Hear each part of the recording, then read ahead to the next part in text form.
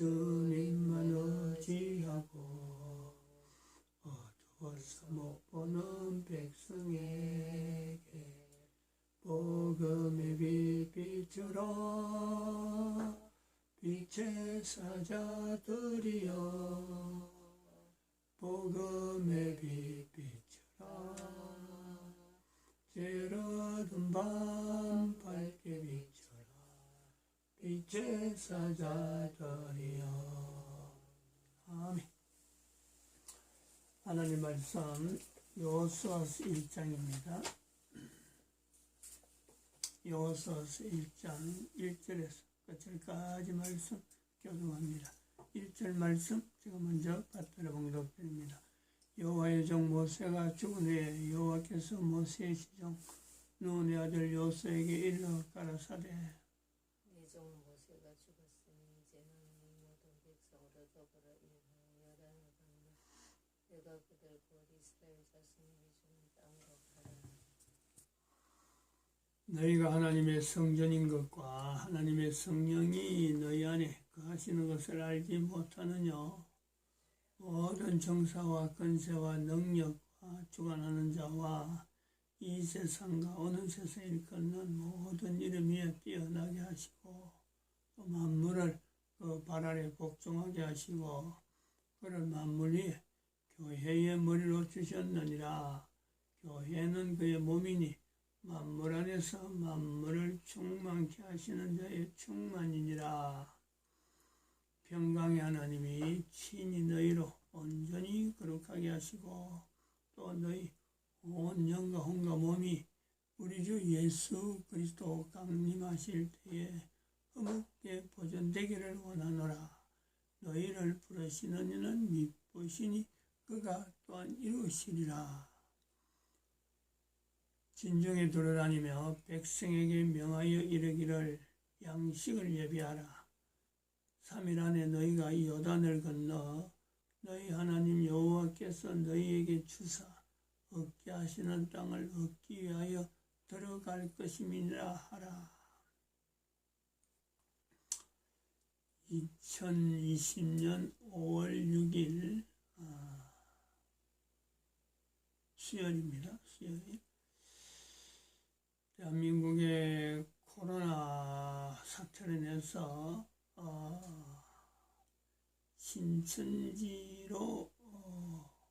신천지 집회에 있었던 사건으로 인해서 그때부터인지 시니어 클럽이라고 하는 노인 일자리 하는데 그 지역 청소 오전에 한 달에 10일간 오전에만 사용하는 일이 있어요. 그 일이 오늘부터 이제 다시 재개가 되었습니다. 어제 5월 5일 어린이날 밭에 지산동에 있는 밭에 집사님 밭에 봉사하고 오전 저녁 먹고 마음이 참이 뭐를 내가 해야 되느냐. 아주 마음이 할 일은 해야 될 일은 많은데 어디서부터 손을 대야 되는가. 그런 걱정을 좀 어제는 밤에 좀 했어요. 그래서 일단은 차 뒤에다가 지금은 그 대한민국 망했다 하는 종이를 스카이 테이프로 해가지고 막 비 안 맞도록 하면서 붙여놨는데 대한민국 망했다와 2012 종말 시대 선포되어진 것 그리고 국가에서 정체성 각 국가가 준비를 해야 되는데 이런 막 다양한 내용들이 좀 말로서 다 해도 한참 걸리는 말들을 이걸 어떻게 표현하지 하고 어제는 좀 생각하다가 어쨌든 한번 뭐 할 수 있는 대로 손대보자. 그래서 이제 이걸 만들었어요. 이 밤에.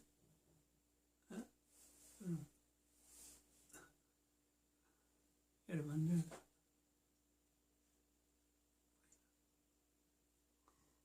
대한민국 망했다. 여기는 지금 그거 있잖아요. 여기 차지에 붙인 거. 정건 목사가 팜플렛이죠. 이 팜플렛 뒤 위에 부분 잘른 거는 여기 이제 위에 모아놓은 거 그걸 하고 그다음에 대한민국 망했다. 2012년 인류 종말 시대. 대한민국 망했다는 2020년 2월 20일. 그때 하나님 말씀으로 이걸 비로소 제가 보게 된 하나님 말씀으로 정건 목사가 말한 이거는 팜플렛으로 낸 건데 제가 그 2020년 2월 20일 날 하나님 말씀으로 받은 날짜죠. 그러면 제가 준비해오던 2012년 인류 종말의 시대 준비해왔는데 하나님께서 이렇게 코로나를 통해서 하나님이 보여주시는 코로나, 무지개, 오존청 세 가지가 있어서 즉 인류 종말의 시대를 하나님께서 지금 인류 전체에게 알게 하는 것, 인류 전체가 이걸 알게 되기를 바란다는 거죠. 그걸 이렇게 표시했고 그 다음에는 각 나라마다 국가에서 정체성을 확립을 해라. 그래서 그 국가에서 정체성 확립은 뭐냐니까 하나님께서 임마누엘을 나타낸 여러 가지 자료가 있을 테니까 그걸 중심해서 국가에서 정체성을 나타내라. 이 내용이 어느 정도 근위가 있느냐. 즉 말하면 여기서 저까지 쭉 내려오는데 요 말에 근위, 국가에서 정체성과 임마누엘을 연결하는 각 나라 국가의 역사의 정체성의 그 근위를 어느 정도 근위가 있느냐 하면 계시록에 있는 14만 4천 명이죠. 14만 4천 명. 요 계시록에 있는 숫자죠. 그 다음에 여기는 그 숫자를 14만 4천 명이라는 숫자. 이건 뭐 딱 개념적으로 저거는 계시록에서 다 알아있는 거든지. 근데 여기 이제 1억 3,300만 명. 전 세계 70억 인구 중에서 대한민국의 투표율, 아주 기독 자유통일당, 기독 자유통일당이 득표한 숫자, 비례대표로 득표한 숫자, 그것을 70억에다가 1.9%였거든. 70억에 1.9%. 거기 1억 3,300만 명입니다. 적어도 1억 3,300만 명은 예수님 오실 때에 맞이할 수 있는 모든 사람 안에 적어도 1억 3,300만 명은 있어야 된다는 거죠. 지금으로 보면 없다는 거지. 지금으로 보면 있을 수 없다. 뭐 하나님이 남겨놓으신 숫자가 있을지 모르지만은 그럼 지금 있으면은 1억 3,300명 있으면은 그 사람들은 계속해서 가야 되죠. 그 후손들이 계속해서 가야 돼. 이어져야 될 필요가 있다. 그런 어떤 개념이 있습니다. 뭐 참 1억 3,300만 명이라고 하는 이 숫자를 좀 상징적으로 14만 4천 명 가면은 계시록 숫자. 1억 3,300만 명이라면 예수님 오실 때 준비해야 될, 예수님 앞에 나가야 될 사람, 그 숫자로서 하나의 치환시키는 거예요. 치환. 그리고 준비하고 대처하는 것은 이 프로그램, 전에부터 이야기했던 프로그 네이버 캄 0191 월드 2218-1742-0363 뭐 놀려 적어놨던 내용. 뭐 사람들이 지금 보면은 뭐 만드는 거 보면은 별거 뭐 그 정도 만들겠다 싶은 내용이지만은 저로도 여기요 칼라로 가지고 칼라 인쇄기를 가지고 출력을 하는 거 제가 쉽게 아무나 하는 게 아니죠. 칼라로 안 합니다. 근데 이거는 칼라 복사하기, 칼라 프린터 들라고 나서는 이 처음이에요. 얼마나 흑백으로 출력을 하거든. 아무리 칼라 내용이라도 흑백으로 출력하죠. 근데 지금 엄청난 투자를 한 겁니다. 종이 한 장에. 그래서 이거를 원래 프랭카드를 해서 만들어서 탑차 뒤에다가 붙이는 거로 해서 만들었다가 A4 종이를 또 해서 출력으로 만들어 봤는데 여러 가지 이제 이렇게 되면은 요것만 가지고도 전단지로 활용을 해서라도 배포를 할 수 있는 요소가 되죠. 그리고 전도지로도 우리가 전도지를 많이 만들어 놨으니까 전도지에 또 이 내용이 들어갈 수 있는 요소도 되고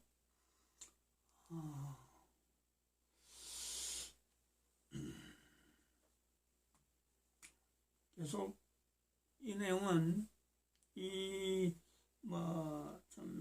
주제죠. 이 주제에 준해서 계속해서 알려야 될 그 당위성, 놈들이 듣든지 안 듣든지 간에 이걸 알려야 되는 그런 어떤 필요는 제가 살아있는 동안에 우선 이걸 나타내야 되는 거고, 또 내가 참 이 땅에 소천되고 없는 날이 좀 다가오더라도 계속 누가 해도 일을 해야 되니까 하나의 틀 속에 이렇게 딱 틀 속에 네 가지 어떤 주제를 통해서 남겨진다. 그런 의미가 좀 있다고 봅니다. 국가에서 정체성에 대한 이야기를 조금 해야 될 것 같아요.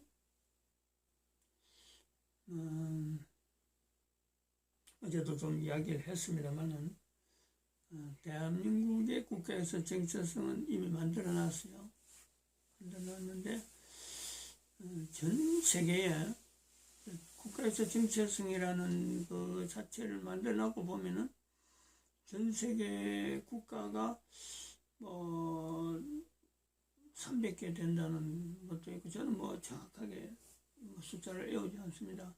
100몇십 개 국가가 된다 하는 국가가 있는데, 그 국가들 중에서 국가 역사 정체성이라고 할 수 있는, 누가 봐도 객관적으로 저 내용은, 아니면 저 나라는, 저 국가는 그 기본적으로 어떤 그 흐름에서 국가 형태가 운영이 된다, 형성되었다. 국민들하고 그 나라에 있는 국민들 자체가 인식하는, 그리고 외부에서도 봐서도, 다른 나라 국민들이 봐서도 저 나라 국가는 어떤 기초 위에 세워져 있다. 그리고 그 국민들이 그렇게 그걸 고백하고 있다. 이제 이게 국가에서 정체성이거든요. 대한민국 국가에서 정체성은 제가 여기서 브로그, 여기에 나온 브로그에 들어가 보면은 그 알려져 있어요. 연결된 그 커넥션이 되도록, 링크가 되도록 안내를 해놨거든. 그거는 양이 방대합니다. 방대하지만은 사실은 축약해서 간단간단 해놓은 거죠. 그래 해서라도 국민들로 하여금 인식, 대한민국 국가 역사 정체성 이래야 된다는 것을 좁혀오는 건데, 그 과정에 정광훈 목사가 나타냈던 2019년 10월 4일부터 나타냈던 이승만 대통령이라든지 박정희 대통령은 당연히 추가되어지는 거기 하나의 분야를 맡게 되는 요소가 있죠. 그 흐름 속에서 보면은 정광훈 목사가 왜 참 가문 집회를 나서면서 대한민국 망했다를 외칠 때 왜 이승만 대통령이나 박정희 대통령을 왜 언급했는가 하는 그 이유가 하나의 설명이 되죠. 누가 봐도 대한민국 국민들이라면 적어도 그걸 보면서 우리 국가의 역사에 있었던 사건이 이런 흐름이었구나, 미처 생각 못했지만은 다 객관적으로 수긍할 수 있는 그런 요소가 있다 이래 봅니다. 근데 우리 국민들은 그렇다는 거죠. 아직까지 여기서 국가역사 정치에서 만들어놨지만은 대한민국 국민들조차 국민들 스스로가 우리나라 국가역사 정치는 어떻다 말은 못해요. 그런데 여러 걸 놔놓고 정체성이라는 어떤 자료는 만들어놨지만은 그 국민들이 아직도 그걸 받지 못한 이때쯤에 전 세계 국가 단위로 나눠놓고 다 통틀어서 국가 역사 정체성에 걸맞는 내용으로 하나의 비교해 보면 어느 나라 국민들이 그런 게 있을까라고 보면은요, 전 세계에서 가장 강대국이라는 미국이, 누구든지 미국에 대해서는 1600년대에 있었던 1623년 정도인가요? 그 청교도 영국에 있던 청교도들이 미국으로 건너가는 그 사건이죠. 그래서 미국을 청교도의 국가라고 할 수 있는, 또 그 정광훈 목사도 청교도 신학교라고 하는 운영이 되는 바로 청교도라고 하는 단어가 남겨진 나라가 바로 미국 때문에 청교도가 드러난 겁니다. 영국에서 청교도가 있었는데 영국의 국교라고 할 수 있는 지금 성공회 교황하고 분리되어서 형태는 교황 형태지만은 그 교황의 영향을 받지 않는 영국의 독자적으로 성공회를 만들어서 그 운영을 하는데 그 자체가 불합리하다. 그래가지고 그 1517년 이후에 청교도들이 영국 국교 성공회의 그 정책이 우리 공산당을 싫어하듯이 그렇게 싫어한 거죠.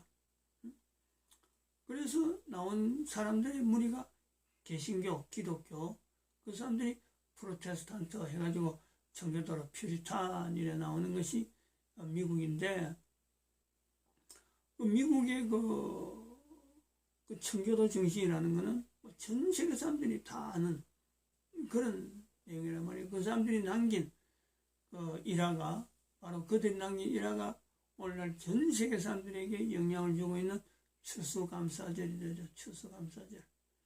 청교도는 잘 몰라도 추수감사절은 다 알거든요. 바로 청교도들이 미국에 건너가서 다음 해에, 그 다음에 하나님이 그들로 하여금 살게 하신 그 혹독한 땅에 추위에 견디고 살아남은 그것에서 그 땅에서 열매를 얻어서 처음 수확한 그거를 기념하는 절기가 추수감사절. 그래서 미국 국민들은 추수감사절 되면은 자기 집으로 돌아가는, 그래서 가족들하고 있는, 어떻게 보면 미국의 여러 가지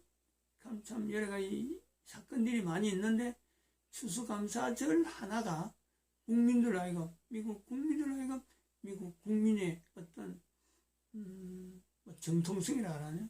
그걸 찾게 만드는 하나의 절기가 되는 게 추수감사절입니다. 이것이 이어지는 거죠, 지금도. 그래서 전 세계 사람들이 국가유사 정체성이라는 단어가 인식이 되어지는 하나의 계기가 미국이라고 하는 이 나라를 통해서 청교도 정신이 살아있고, 헌법이라든지 그리고 국가 운영하는 민주주의라든지 많은 모든 내용이 사실은 다른 데서 민주주의로 가는 거는 늘 말씀드리지만은 1789년 프랑스에서 나는 그 운동이죠.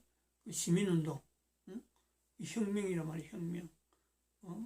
왕을 막 단두대에서 칼로 날리는, 단두대에서 목을 쳐버리고 하는 그런 어마어마한 사건이 일어나는 것이 민주주의인데, 이 민주주의가 엉망진창이 되어진 그런 속에서도 대한민국의 민주주의가 완전히 공산주의하고 같은 개념으로 지금 현재 대한민국은 지금 그래 되고 있어요. 말이 민주주의지, 민주주의라는 말 뜻에 그것도 뭐 정치적으로 엉망으로 되어가는 이런 중에도 미국으로 건너가면은 이 민주주의가 뭐다 하는 것에 대한 다시 정리를 하는 거죠. 지금 민주주의 가면요, 전부 다 미국하고 다 비교하는 거예요. 그런 힘이 어디 있느냐. 나쁜 것이 들어감에도 불구하고 미국에 들어가 버리면 이것이 참 어쩌면 바르게 다른 사람들에게 평안하게 만드는, 모든 사람들이 그걸 하고 싶어 하는 그런 환경으로 바뀌는 거예요. 그리고 오던 그 힘이 어디서 나느냐. 바로 청교도죠.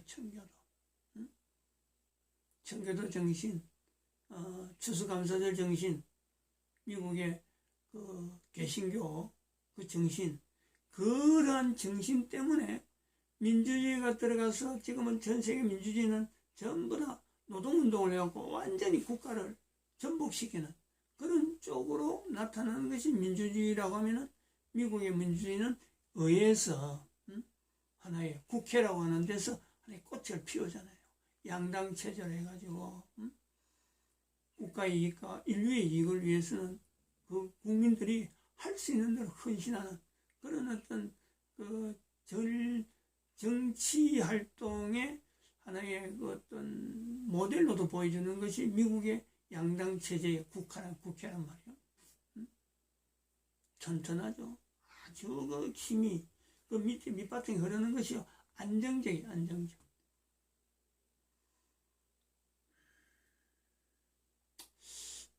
현재 전 세계에서 가장 큰 국가가 유지되는 데에 이런 힘이 결국에는 국가 역사 정체성이라고 하는 이 요소가 잠재적으로 작용하고 있다라는 것을 우리가 볼 수 있다는 거죠.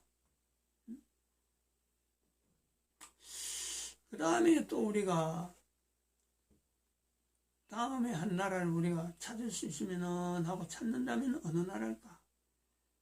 이 국가 단위가 됐으니까 당연히 이스라엘이죠. 이스라엘의 국가에서 정체성을 우리가 비교할 때 이스라엘에 대해서 거부할 수 있는 요소가 없다는 거지.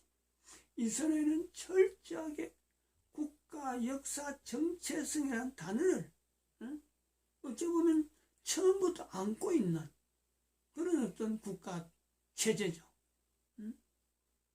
다시 말하면 2500년 동안 나라가 없던 그 이스라엘의 나라가 1945년에 독립이란 회방이란 여러 가지 표현을 쓸 수 있는 이런 사건으로 만들어지는 데는 그들이 국민들도 그렇고 주변의 모든 나라들이 저 사람들은 성경에 근거해서 성경에서 있었던 표현 2500년에 이뤘다고 할 수 있는 그 땅을 다시 찾아가는 거다. 이렇게 말하지 않을 사람이 없잖아요. 그것이 뭐 처음에는 1945년에서 55년, 65년, 75년 이렇게 한 40년 정도까지만 하더라도 40년, 50년 지날 때까지만 해도요. 저 이스라엘이 지대로 붙어 있겠나. 저거 다시 또 흩어지겠지. 그렇게 보던 시각인데 지금에 있어갖고는 나라는 적어도 전 세계에서 가장 강력한 군사력, 가장 강력한 경제력, 가장 강력한 국민들 자체가 결속력 이렇게 다 이야기해야 돼요. 이제 지금은 이스라엘이 망하리라고 하는 거는요 어림도 없어요. 이스라엘이 다시 2500년 동안에 방랑하던 그 시대로 저들이 2500년 해온 게 역사니까 다시 그 역사로 갈 거다. 입도 뻥끗 못해요. 그렇게 말할 수 있는 나라나 개인이 아무도 없어요. 이 국가에서 정체성이라는 것이 하나의 대표 국가에서 정체성이라는 단어가 나올 수밖에 없는 그 어떤 나라로는 이스라엘을 언급하지 않을 수가 없죠. 이런 개념이 있어요. 그럼 다른 나라가 이제 국가에서 정체성이라는 걸 갖고 이제는 주목을 하든지 그 국가의 어떤 그 잣대를 그 국가의 안정성, 그 국가가 제대로 앞으로 어떻게 되겠다 하고 할 때는요, 이제는 하나의 표시가 될 수 있죠. 어떤 그 잣대가 미국이 이렇대. 전 세계에서 가장 강대한 국가, 군사적이나 그러게 비교가 되지 못하는 중국이 그로 인해서 지금 대항을 하려고 머리 치밀었다가 지금 금년 선거 끝나고 미국 대선 끝나고 나면 내년 되면 중국은 여지없이 내년부터는 아마 금년 말부터 그럴 거예요. 중국을 어떻게 하면 미국의 정책이 그래 나올 거란 말이에요. 중국을 어떻게 하면 소리 소문 없이 지구상에서 없애버리느냐. 중국이란 공산당이라 중국 공산당을 어떻게 하면 없애버리냐. 백성들을 없애지는 못하지만 공산당 체제라고 하는 이것 자체는 미국은요 분명히 없앨 거예요. 내년 안에 없어질지 모르지만 내년은 어마어마한 중국의 변화를, 엄청난 사태를 맞이할 거라. 그럼 중국이라고 하는 나라를 한번 볼 때 일본이란 나라, 그 다음에 이런 북한이란 이런 나라를 두고 볼 때 북한은 뭐 대한민국 국가에서 정체성이 하고 복음해서 받아들여야 되는 하나의 요소로서 보고, 중국, 일본 주변에 어떤 나라, 강대국 나라를 비교해봐도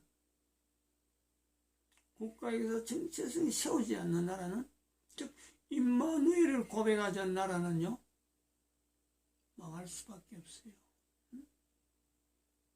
일본이 끄떡끄떡하는 이유도 지금 뭐 섬이 깔아앉는다고 말 나오는 것도 결국 우리 대한민국이 들어서서 일본 사람들 하여금 만주로 피신시키는 정책 때문에 그나마 우리가 같이 가야 될 어떤 동족, 동포 같은 민족 안에 넣을 수 있는데, 국가 단위 일본은 국가에서 정체성을 볼 때는요 찾을 수가 없죠. 그 국민들하고 인식시키기에는요 너무너무 참 험난한 세월을 걸을 것이다. 마찬가지요. 중국은 뭐 그거 비해버리면 망할 수밖에 없는 나라가 국민들이 인식을 한다니까. 중국 공산당이 망해야 된다는 것을 중국 국민들이 앞으로 이걸 받아들일 수 있는 근거가 된다. 이렇게 보고 비교를 해봅니다. 마칩니다.